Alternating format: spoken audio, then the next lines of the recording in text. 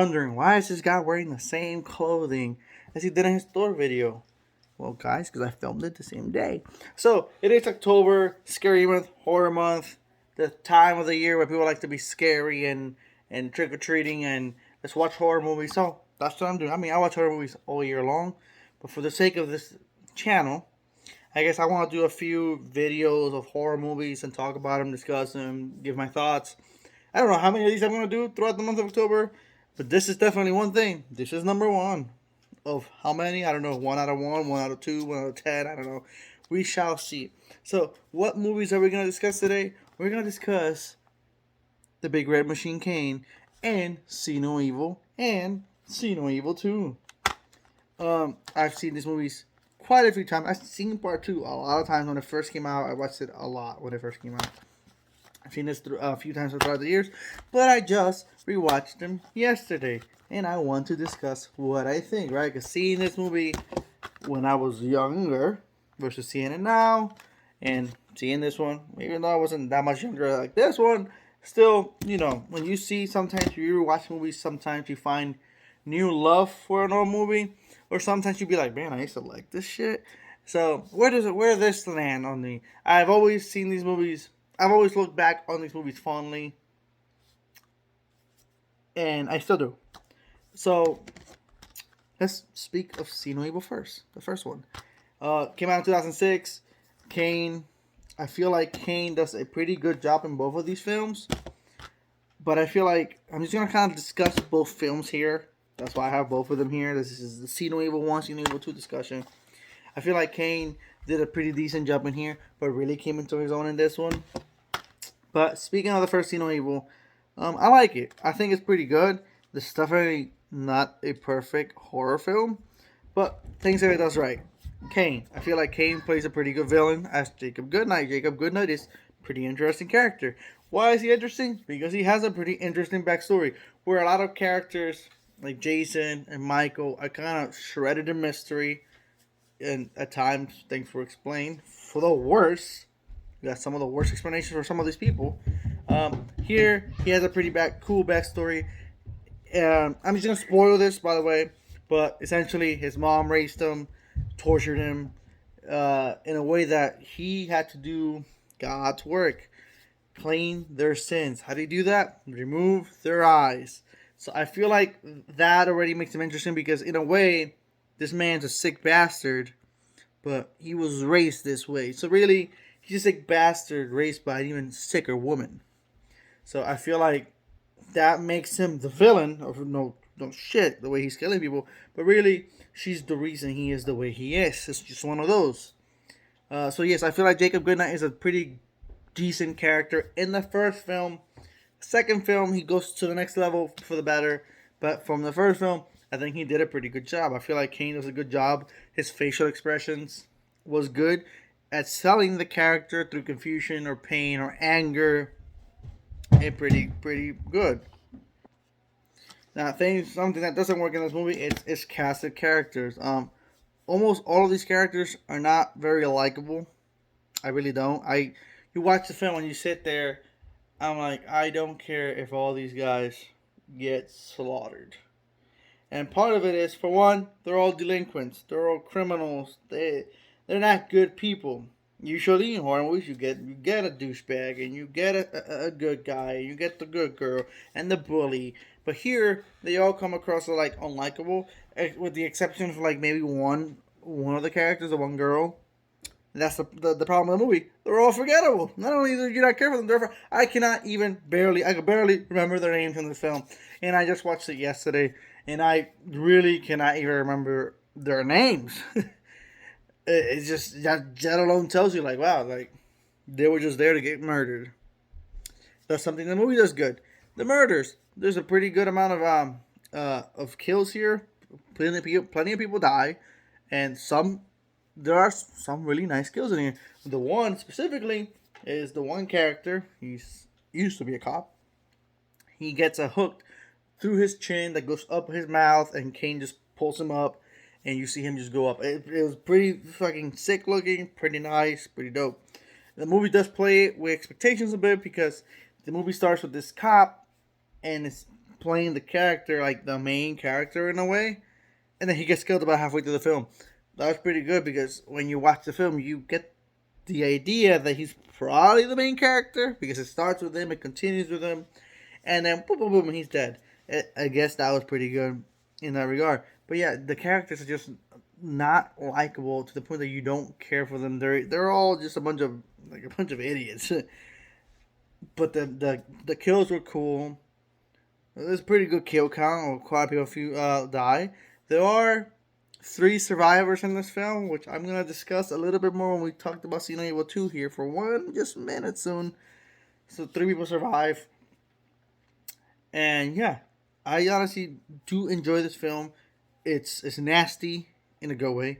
It's gross in a good way. If you like gore and horror, there's just massacres of people here getting their eyes plucked out. And me personally, that's always been one of my like, oh, I do not like to see movies where people get their eyes touched or anything. I feel like it's gross, disturbing, and weird.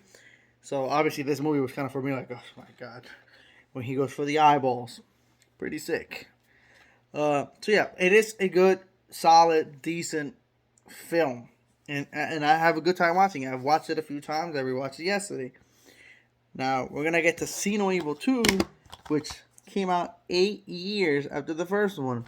And this film, and this one's pretty good and decent, kind of just blows this one out the water. See No Evil 2 is better in every regard. In my opinion. Maybe you disagree. It's just better. Kane is better as Jacob Goodnight. Why is Kane better as Jacob Goodnight? I feel like despite there being an 8-year gap between both films take place on the same day. Literally, right the same day. Which is interesting too, because to discuss the ending of the first one, there were 3 survivors, because Jacob Goodnight gets killed, apparently, but somehow here, he's alive. So, he literally falls from the top of the hotel, just all the way down. He got stabbed on the eye before that. He got stepped on the eye, then he falls, 30 floors down, lands on the concrete, gets stabbed in the heart. He looks dead. No, this movie, he's somehow alive. The movie doesn't really explain how. It doesn't even make sense, really. Because there's nothing in this film to suggest that he is supernatural or anything. But I guess, like, they don't explain it, but in a way, it's like, it's better that they don't, because if they do, maybe we'll get some lame answer like The Curse of Michael Myers. So Jacob Goodnight's better in this film. He talks more than he does in the first one. Kane gets a mask here versus in the first one it's just kind of him with this like regular old dirty shirt and pants. Here he's still wearing the same shirt because the same night, but the shirt's all ripped. He puts on this apron. He has this mask. He looks much cooler. Something about this film that is better, but at the same time it's not better, is the kills. He uses a different amount of weapons for the kills, where there is a hook, a saw, just different ways to mangle people. He chokes people. So that's good, but it's the gore factor from the first one and the nasty aspect of the first one tones down a lot. That's up to you if you're okay with that. I don't mind that it was not as gross or as strong as the first one, but a lot of the kills feel plain in this one because some of them happen kind of off screen. Oh, this guy got hooked. He's screaming for help. Next thing you know, he's dead. This first guy, King just picks him up, chokes him. He's dead. This other girl, he picks her, he's choking her while he's like just ragdolling her around. Oh, she choked on her own blood afterwards. It's just, the kills by comparison feel basic. Oh, girl gets stabbed in the chest or stomach. She's dead. Oh, slit throat. Dead. I don't know. It's just the kills either were off screen or kind of basic compared to the first one. So that was one weaker aspect, but I guess like Jacob Goodnight's character is better played here, moves around better, talks better. It's just something about him. He comes across more like a Jason or Michael Myers, which I feel like probably was the point of it. And I really do like that aspect of the film. Something that's also better in this film, it's the cast. The cast where the first movie had like nobody mattered, none of them were likable. Here, some of the characters are likable. And it's being led by Danielle Harris, who is a horror legend who most people probably either know from Halloween or Hatchet, but she's done countless other horror movies. It's just she leads the film and she makes the film better. Catherine Isabel, she also leads the film. Besides Danielle Harris, better. So the cast is better. The characters are played better. They're not so unlikable. There's still that one guy that you're like, I can't stand this guy. But the first film, out of like 8 of them, you like maybe one. So the cast was better and the characters are better, and it's a better film. The first movie takes place in this dirty, nasty hotel. Here we're in a morgue. I like the setting more in this one, being in a morgue. I feel like it's better in that regards too. Um, he gets like a theme here. A theme is constantly playing throughout the film for him. So it's pretty cool music. Is it gonna be remember the way Halloween's Michael Myers theme is gonna be remembered? No, I don't even think people remember what it is, but it's definitely a cool theme in my opinion. Um, Now, why did I bring up the fact that 3 people survived in the first film? So in this film, Mr. Goodnight does what very few people in slasher films actually ever do. He killed everyone. 0 survivors. Nobody survives. So when I first watched this film and Danielle Harris's character gets killed, I was a little stunned because there's still this other dude in the film. But if you watch slasher films, usually it's a female that survives.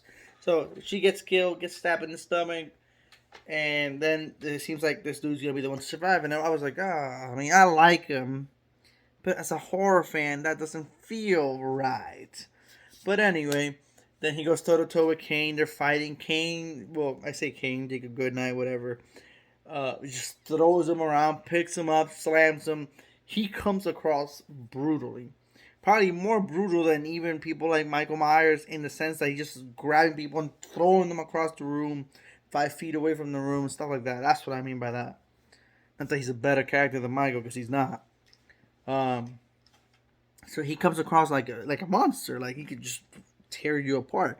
I mean, this dude, there's doors locked. He's literally just kicking doors open, forcing his way in, breaking doors in half. He breaks down like three doors that are locked in this film, which is funny because in the first film it's locked. Let me keep going. Clearly they're not there. Here he just tears the doors down. So yeah, it's just he goes toe to toe with Kane, Jacob Goodnight, and eventually it seems like Jacob Goodnight is dead, put to rest, and this guy's gonna escape. Next thing you know, he escapes in the car. Gets out the car to open the garage, the parking lot doors or whatever, to be able to leave.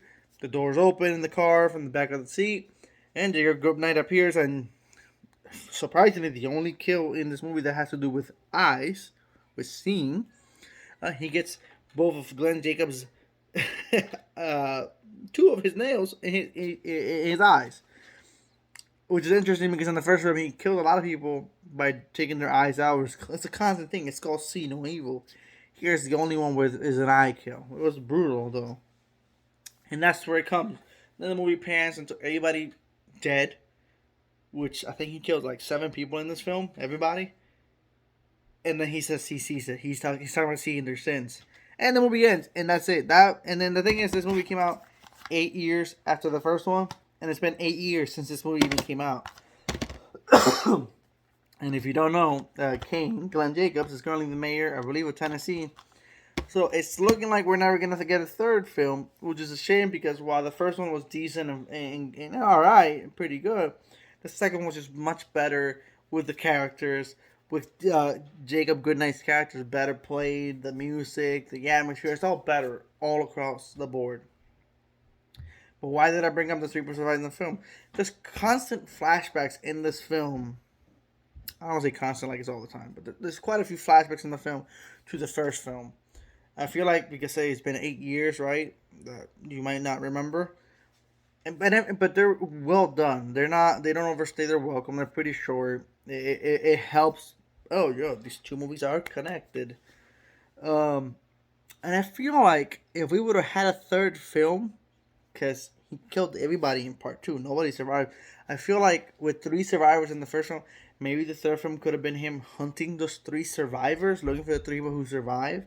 Because the movie takes place the same night as part 1. So if he's in the morgue, they're probably in the hospital. Like I feel like a third film could have been him going to the hospital, looking for these three kids, or maybe there's a time skip and years pass and he's looking for them, can't find him, or something. But I feel like a third See No Evil could definitely have been him going for the three people who survived in the first film. Since he survives this film and kills everybody, he doesn't get killed or put down. Like the first film made it seem like he's dead, even though we got a sequel. This one just he's alive. There's nobody was able to stop him. So I feel like a third See No Evil could have really like just finish it. Be a trilogy. Be a third film to close it out, and all three of them take place the same day. And you could one day maybe marathon all three, and they're gonna feel so well connected. And it must be said that Glenn Jacobs, despite being 8 years between 1 and 2, looks exactly the same. He really does.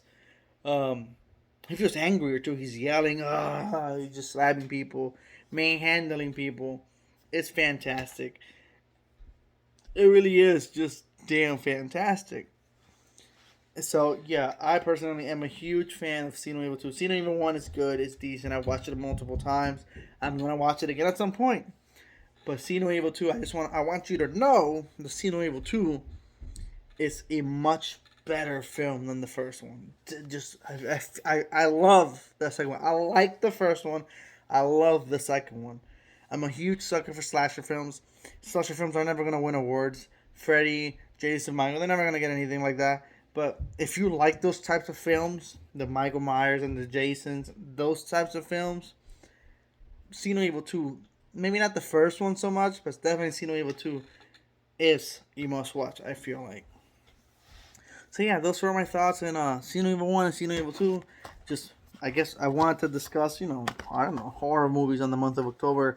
And I feel like, hey, I was like, you know what, let me watch a horror movie. What movie do I want to watch? Oh, you know what, let me rewatch the two See No Evil movies. So yeah, pretty good first film. A really awesome second film.